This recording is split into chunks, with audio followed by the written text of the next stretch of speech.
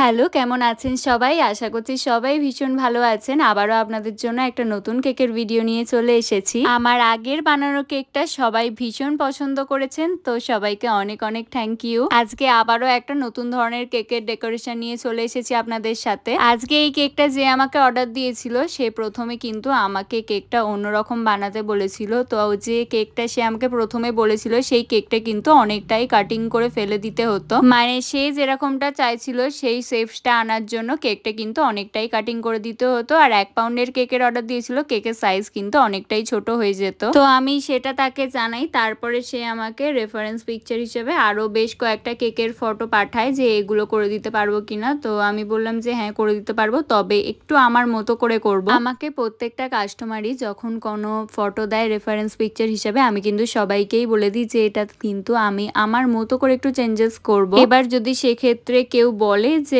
না, চেঞ্জেস করতে হবে না, পুরো সেম সেমই করে দিতে, সেটা আলাদা ব্যাপার। আদারওয়াইজ একটু আমি আমার মতো করে করার চেষ্টা করি জিনিসটাকে। আর আরো একটা কথা, রেফারেন্স পিকচার হিসেবে যখন কোনো কেউ ফটো পাঠায় সেরকমই পুরো সেম কেক হবে সেরকম কোনো কথা নেই, কারণ সমস্ত যে মেটেরিয়ালস গুলো রয়েছে ওই কেকে, সেগুলো সবসময় মার্কেটে অ্যাভেলেবেল নাও থাকতে পারে। সে হয়তো অন্য কোথা থেকে কিনেছে, সেগুলো আমাদের কাছে নাও থাকতে পারে, অথবা কালার কম্বিনেশন যেটা ফটোতে একরকম লাগে আর সামনে থেকে সেটা কিন্তু একটু চেঞ্জেস আসে। আমার কাস্টমাররা প্রচন্ডই সাপোর্টিভ থাকে, তারা কিন্তু আমার মতো করেই ছেড়ে দেয় যে আমার মতো করেই কাজটা করতে। তাদের রেফারেন্স অনুযায়ী আমি করি, আমার মতো করে একটু চেঞ্জেস রাখি। আর এই ক্ষেত্রেও কিন্তু তাই। এই কেকটার যে ফটো পাঠিয়েছিল আমি কিন্তু সেরকমই করার চেষ্টা করছি, বাট একটু চেঞ্জেস এনেছি আমি এটার মধ্যে। আর কেকটা কিন্তু এখনো পুরোটা কমপ্লিট হয়নি। কেকটা এখানে প্রায় 80% কমপ্লিট হয়েছিল, তাতেই কিন্তু কেকের লুকটা ভীষণ সুন্দর দেখতে লাগছিল। পুরো লুকটা কমপ্লিট হওয়ার পর আপনারা কিন্তু অবশ্যই দেখে জানাবেন যে আপনাদের এই কেকটা কেমন লাগলো।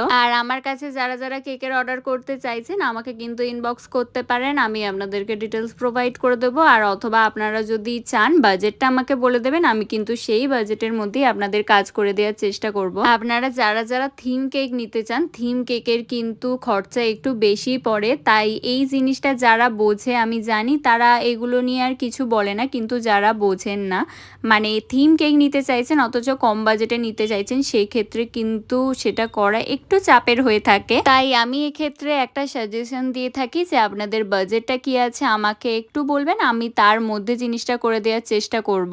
অনেক সময় কি হয়, আমারই বানানো হয়তো কোনো কাজের ফটো দেখি, আমার থেকে তার প্রাইসটা জানতে চান এবং তারপরেই তার যদি মনে হয় যে এই বাজেটটা অনেকটা বেশি হয়ে যাচ্ছে, আমারই বানানো সেই ফটো নিয়েই তারা অন্য কাউকে দেখায় এবং তার কাছে যদি কিছু টাকা কম পায় সেই ক্ষেত্রে তার কাছে করিয়ে নেয়। তো সেই ক্ষেত্রে আমি আপনাদের একটা কথা বলি, আপনারা কেকটা দেখেন ফটোতে, সামনে থেকে দেখেন না। তাই কেকের মধ্যে এমন অনেক কিছুই রয়েছে যার জন্য কেকটার প্রাইসটা একটু বেশি হয়। আমার কাজই দেখিয়ে যখন অন্য কাউকে বলেন এই জিনিসটা বানিয়ে দিতে, তার মধ্যে কিন্তু অনেক এমন কিছুই মিসিং থাকে যেটা আপনারা সামনে থেকে হয়তো দেখেননি কেকটা, তাই হয়তো বুঝতে পারেন না। তাই সব থেকে ভালো, আমি আবারও বলছি, বাজেটটা বলবেন, আমি সেই ওয়াইজ বানিয়ে দেওয়ার চেষ্টা করব। আর এই কেকটা আপনাদের কেমন লাগলো অবশ্যই কিন্তু জানাতে ভুলবেন না। দেখা হচ্ছে নেক্সট